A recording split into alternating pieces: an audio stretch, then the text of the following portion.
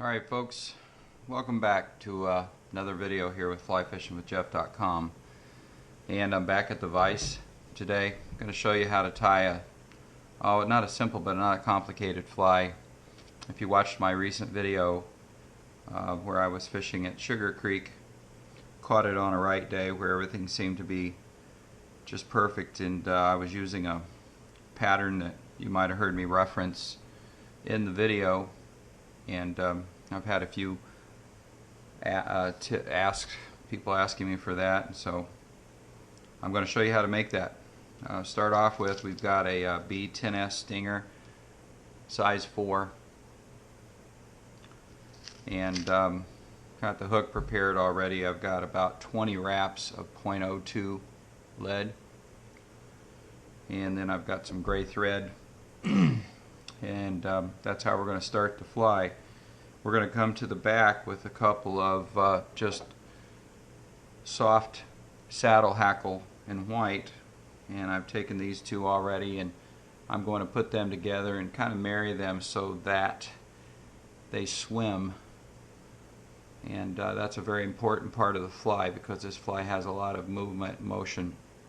So we're going to come in and put these back to back, take our scissors, snip them off, and then we're going to strip off a few feathers here, and we want to try to keep these right here on top. So we're going to trap those fibers and wrap backwards, trying to keep those two saddle hackle fibers or feathers right there on top, like so. Alright, that one's got a little bit of a wild leg to him, but that's the idea. We want them swimming in the water. Okay, and the next thing we're going to come in with is we're going to take some just simple gray bucktail. Not going to use a whole lot.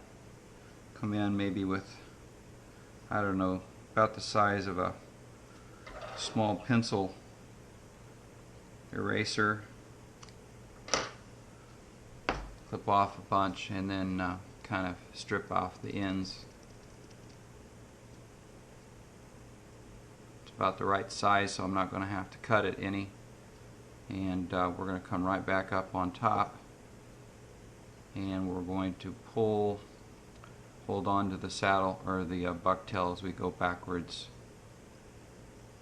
and work it right back up. Now we'll just take a few more wraps and hide those front feathers or parts of the bucktail, and we've got the fly started right there. Now we're going to come in with a little bit of Flashaboo here. This is Tinsel Flash, and I really like this stuff in all my flies. There's two things I'm going to have almost in every fly. One is some of this Tinsel Flash, and the other is some form of red right behind where the gills would be. So I'm going to take maybe, I don't know how many strands I got here, maybe 6, 7, 8 strands, and we're going to slip it right in here behind on top again, and we're going to make a couple of wraps. We're going to pull it back now,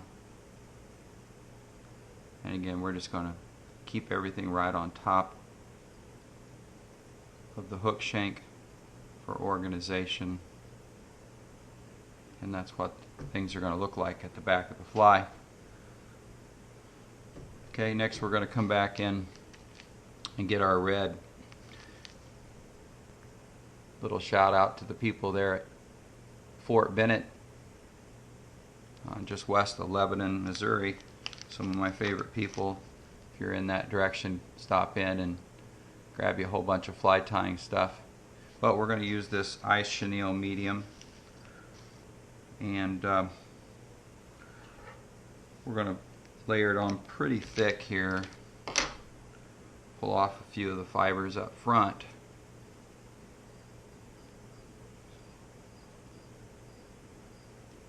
And probably, I don't know, 1/8 to 1/4 of an inch here, and we're going to palmer this forward, and I'm using some pressure as I do this, so it's a tight wrap. And I'm going to go right back to the back one more time. I want this to be just a little bit bulky.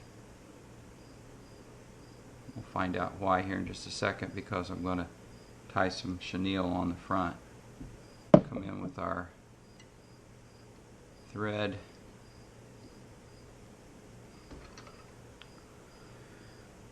And that's what the back of the fly looks like. Again, the red really just something I put in all the flies. A lot of people do, but I really think for smallmouth it's a good look. Okay, so we're not that far from being done now. We're going to come back in with some of this UV polar chenille. This is UV pearl. I really like this. It gives it a wispy look. At the same time, it allows the red from the ice chenille to bleed through. So we're just going to layer that in there, trap those little guys, and work our way forward. Now we're going to put some wraps of thread right on the top of that lead and work it through to the front of the hook. Now we're going to palmer this forward, and as I do, I'm going to take and pull the fibers backwards, trying to trap as few actually as I can here.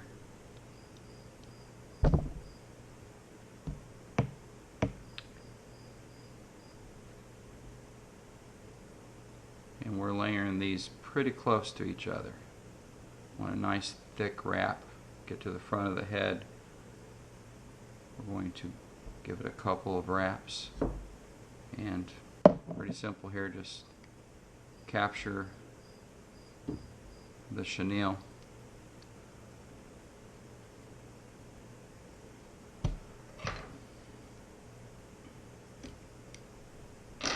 Now we're just going to wet our fingers, start to pull this back, make a nice head.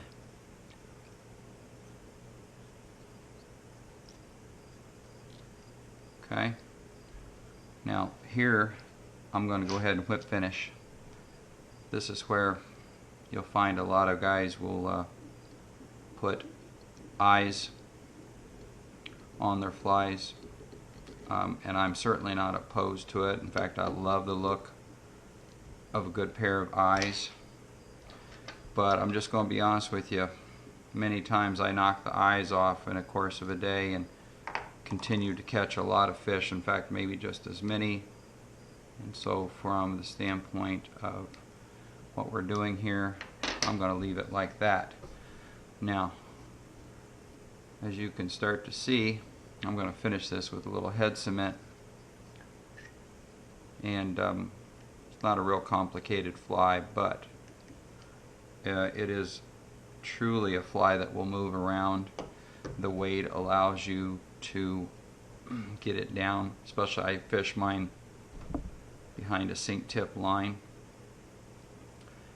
and it's just been something that's really worked for me in the smallmouth, especially in the spring when they're chasing bait up into the shallows. They'll really bust that fly. So give it a try. You can play with it in a whole bunch of different colors. I like it in a cream color as well if the water is very clear. But this just seems to be the right color early on and even late again in the fall. I think you'll like this fly. Get out there, give it a go, and if you like the videos, shoot me an email at the end, and if you don't, well, that's okay too. Hope this works for you.